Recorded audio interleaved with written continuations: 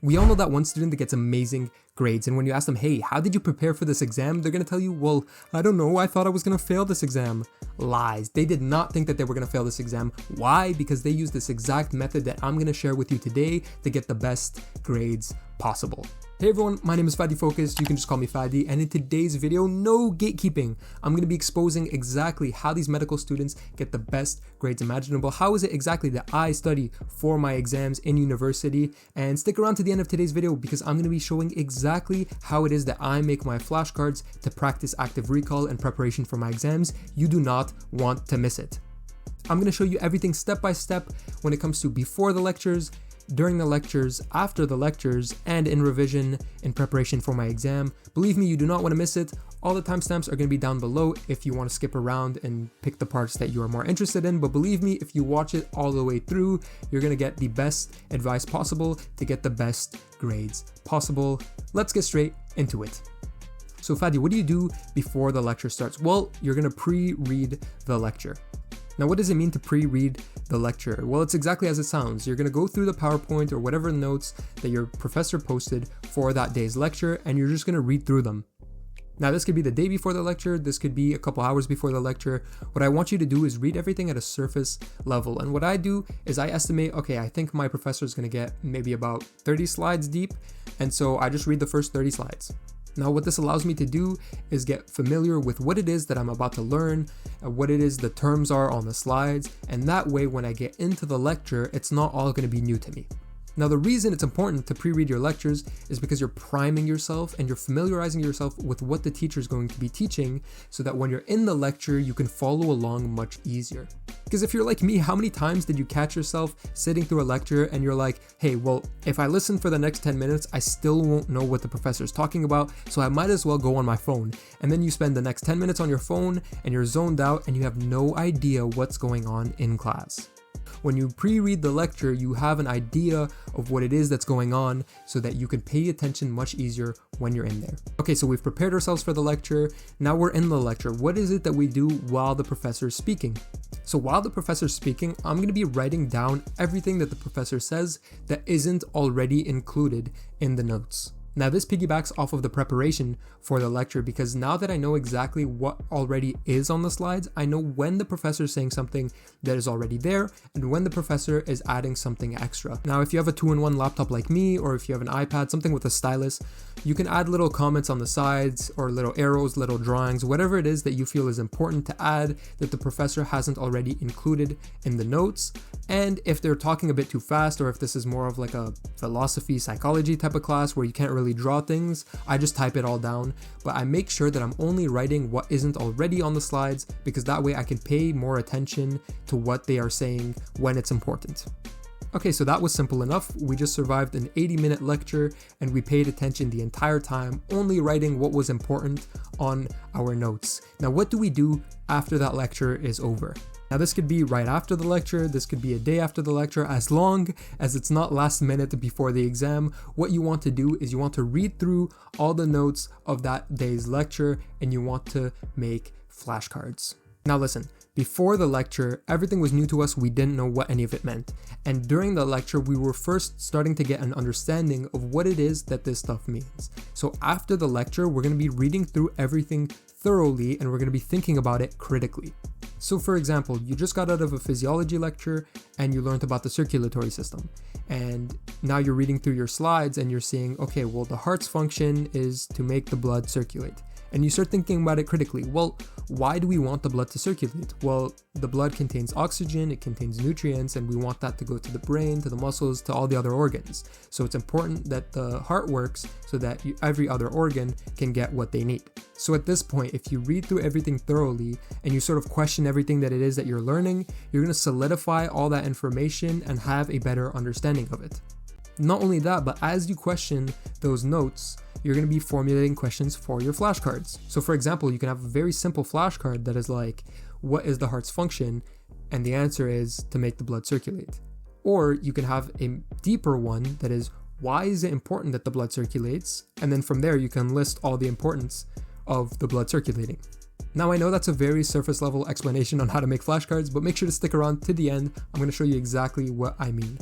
Okay, so now we're in our fourth and final phase in preparation for this exam, and that is revision. Now that you've understood all the information and you've made all your flashcards, you can take all those notes and PowerPoints and you can throw them out the window. What we're going to be doing in preparation for this exam is strictly active recall. And what is active recall? Well, in a brief way of explaining it, you're going to be taking these flashcards that you made and you're going to be practicing remembering the information that's on them. And what does that mean to practice to remember? Well, you're going to open those flashcards up and you're going to get that question: what is the function of the heart? And you're going to sit there and think, what was it again? I forgot what the heart does. Oh, that's right. It makes the blood circulate. And by doing so, just like lifting weights to train your muscles, you're going to be training your brain to remember the information so that when you're on the exam and they ask you, what is it that the heart does, you're going to remember right away, oh, well, it makes the blood circulate. And you preferably want this revision period to start way before the exam because you don't want to try to remember everything in the last minutes and not be able to practice efficient active recall and spaced repetition. Now, I know I didn't do my best on explaining what active recall is, nor did I really mention what spaced repetition is, but if you want me to make a video on those subjects to tell you exactly what it is and how I do it, make sure to comment down below and I'll be making a video on that in the near future. Alright, so the moment that you've all been waiting for. Fadi, how is it that you make flashcards in preparation for your exams? What tools do you use? How do you do it? I'll show you guys that now. So let's switch over to the desktop and I'll catch you guys in 1 second. Let's go. So we made it onto the desktop and this is where we're going to be making our flashcards. Now on the left side, I always keep my notes open. This is my PowerPoint where all my lecture slides are. I made a sample one just to show you guys how to make flashcards today. And on the right side, we're going to have our application of choice when it comes to making flashcards. Now for me, that's RemNote. You can use Enki, Anki, whatever you want to call it. I've just been used to RemNote since my first year, and it just has all the features that I enjoy having.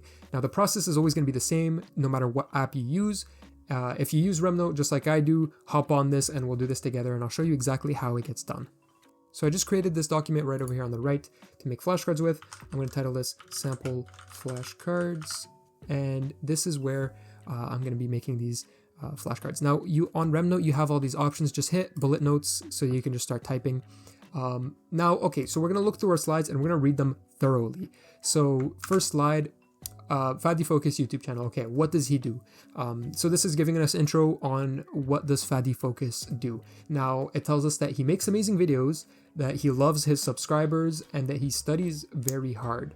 So now I've read this, okay, so Fadi Focus is a guy, he likes to make videos, he loves his subscribers, he studies very hard. Okay, so how can I turn that into a flashcard? Well, here they give us a very, very simple instruction. So I'm just going to type, what does Fadi Focus do?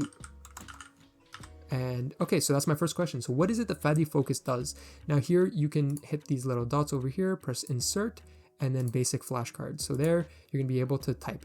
Now, here, there's an AI feature on RemNote that can auto-complete your flashcards. Now, if you have a question that isn't necessarily written in your notes, AI can help you do this. So here they tell you, Fadi Focus helps students create and study digital flashcards. See, that's amazing. They already know what it is that I do. Somehow they actually figured that out. Props to the AI. Now, from here, we can type, makes amazing videos, and then you could say, loves his subs, and then you could also say studies hard. So now what you can do is that you could press this little preview and it can show you the little flashcard right over here, and then it could say, okay, so what does Fadi Focus do? And then you're going to try to remember, and then when you want to reveal the answer, you click show answer and it'll tell you makes amazing videos, loves his subs, and studies hard. Now you could also do in a different way. This is how I like to do to save time sometimes, is that you could, after inserting the flashcard, you can just hit enter, and what you'll see is that makes the little arrow over here drop downwards. And what this is that it makes them into a list. So I can just come over to the left side, copy straight from the PowerPoint what the notes are. Now I have these bullet points of what does Fadi Focus do, and it gives me the 3 points. And now when I go to preview my flashcard over here, it'll tell you what does Fadi Focus do, and it'll reveal that there's 3 elements to this answer. So that when I want to remember something, when I want to remember a long list of things, such as what hormones do such and such, or what is involved in what neural pathway, let's say, I can know exactly how many elements there should be to my response. So now when I go to show the answer, it'll show them in a bullet point format, and it'll show all the points over here. And see, that's exactly what I love about Remno, is that it gives me different customization options to make sure that my flashcards are exactly how I like them. Okay, so now that's our first flashcard done. Let me get into another example. So let's say over here, okay, Fadi focuses viewers. Now we're talking about the viewers. Now we're not talking about the guy, we're talking about the viewers. Now what should they do? They should like the video, they should comment down below, and they should subscribe. So now I'm thinking, okay, so who are these viewers? They're these amazing people that clicked on the channel to gain some insight. Now, what should they do when they're on the channel? They should do these three things. They should like the video, they should comment down below, and they should subscribe. So that's going to make me think of my next question. So what should Fadi focus viewers do? So now, what should Fadi focus viewers do? And then I can come here, and there's certain keyboard shortcuts that you can do. So like if you hit semicolon twice, it'll just make that flashcard right away. And now the AI is actually telling you to engage actively with content, participate in quizzes, and provide feedback. Now, I don't make quizzes just yet, but if you want me to, comment down below. So like I said, again, we can just hit enter, turn this into a list, and we can, to save time, instead of typing it all, we can just copy paste these elements into this straight away. So now we have two flashcards. We have what does Fadi Focus do and what should Fadi Focus's viewers do. Now to study these flashcards, right, when it comes time, like you've made, let's say 100 flashcards, you want to study them before the exam. All you have to do, there's this little button right here, do flashcards, you press them here, and now it'll open that up. So let me full screen that. So what does Fadi Focus do? That's the first question. So let's remember, what does Fadi Focus do? He loves his subscribers.